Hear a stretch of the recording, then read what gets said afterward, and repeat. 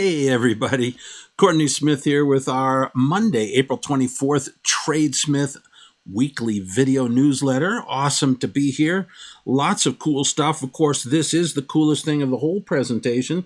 So have it memorized, tattooed on your forehead, whatever you need to remember this. So let's take a look here. We got a couple of down days late in the week after 3 strong days. I got a lot of stuff on here.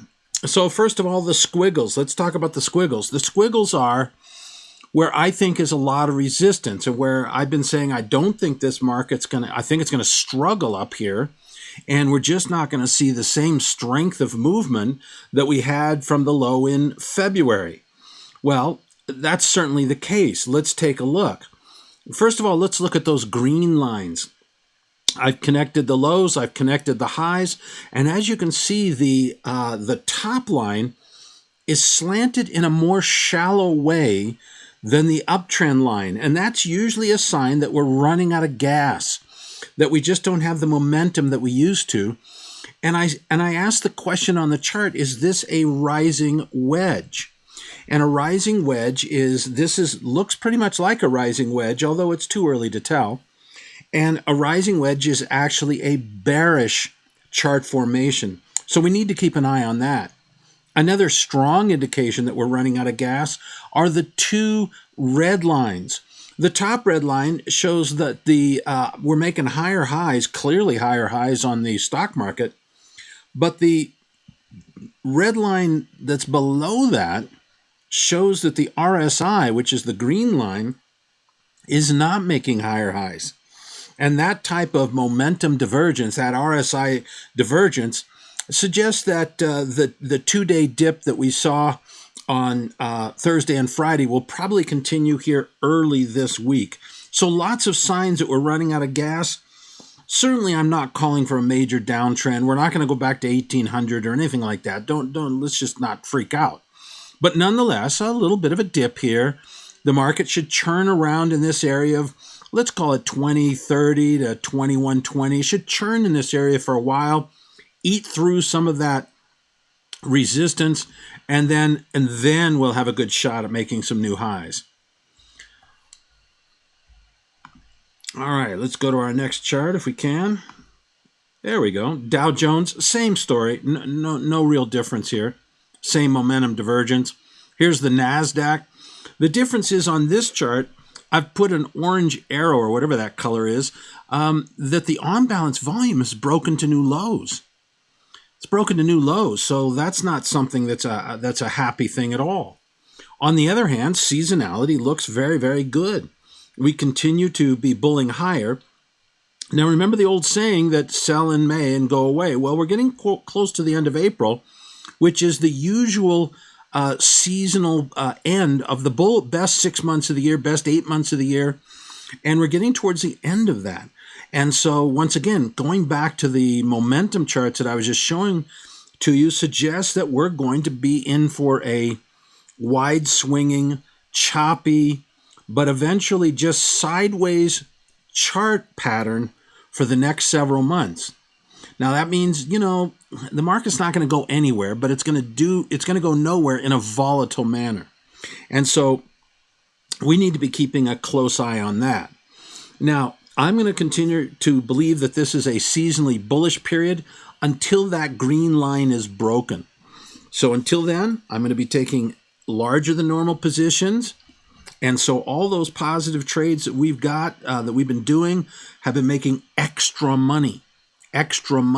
My normal risk is 1%. I've been taking at least 1.5%, which means I'm making 50% more money during this rally phase.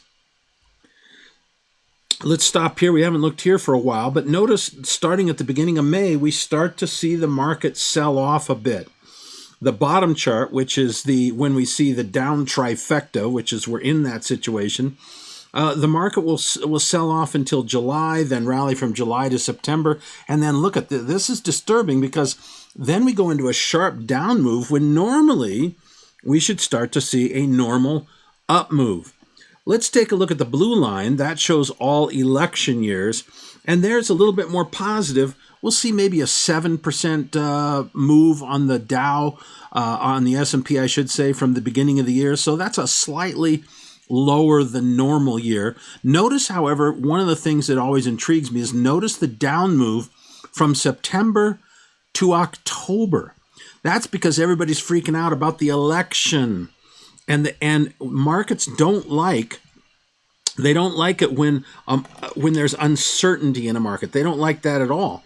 And so then you'll notice the market starts to rally once it's pretty clear who's going to be the president, because certainty is always loved by the market, even if it's bad news, by the way. Yield curve is bullish, so that's helping support the market here. Asset allocation is bullish, so that's helping the market here. Risk appetite, nice pop up there, so that's supportive of the market. Global shares broke out. Remember, we've been highlighting this as a place to be putting some money here. And in particular, Japan, look at that. That thing's just taken off. We did have Aussie shares up there, but they haven't worked out so well. So I have to admit, I didn't call that one very well. But this trade in Japan shares is working out beautifully. Spain shares also working out nicely. UK shares also working out nicely. Reversal bar on Friday, so it looks like we're going to move higher here. And my favorite is look at what happened to the Greek shares. Now, I'm the only person on the face of the earth who's been bullish on Greek shares, and they're up 50%. 50% from their lows. And I think they're going to go up to probably over $10 a share, so there's still another 20 or 30% to go easy in the Greek shares. Bonds, what a mess. And I think they're going to stay a mess. And I think we're going to see the bond market pretty much chop sideways. We gapped down on Thursday. Notice I put the green downtrend line. Here's something that bothers me, or here's something that's a bit bullish. Notice that we did not make a lower low, but the RSI did. And that's what those two red lines are. So the RSI made a lower low, but the price did not. And when you get a momentum divergence like that, you should expect the price to change direction. So I believe that this week, in spite of that gap down on Thursday, I think we're going to probably end up the week higher than we are today. Our key factors, I think they pretty much have, it's early, but the three factors have pretty much turned up. Now, what that means is higher interest rates and lower bond prices, okay? Higher interest rates, lower bond prices. So what I just said a minute ago, it may take a week or so before this actually turns around and goes higher. Maybe that gap is more powerful than the RSI divergence. Well, we'll see in the next day or two. All right, the dollar. Double bottom formation here. You can see I put the two little bottoms there. The red line that crosses there, if we break above that, we should go right back up to the top of the the down channel that we're in. And in other words, we should get up around 96.25, 96.50, somewhere in that area pretty quickly. Looks like we should be able to do that on Monday morning. So let's keep an eye out on this market, because it looks like we got a tradable trade here, breaking that horizontal red line at 95.25. I think will trigger a rally in the dollar here. Gold, on the other hand, which is kind of the reverse of the dollar, let's not forget this. I talked about this last week, the potential for a head and shoulders top. And a week ago, I was telling you how the volume was getting lower and lower, which is what it's supposed to do in a head and shoulders formation. It's supposed to get more and more, or I shouldn't say more and more, less and less volume. But all of a sudden, in the last week, the volume perked up. And so the perfect setup for head and shoulders is no longer in place. And therefore, I'm sort of thinking, well, maybe it's not a head and shoulders. Now, we're pretty close to that neckline, so we shall see. But even a break of the neckline would not get me all that excited, for the simple reason that the volume is not confirming.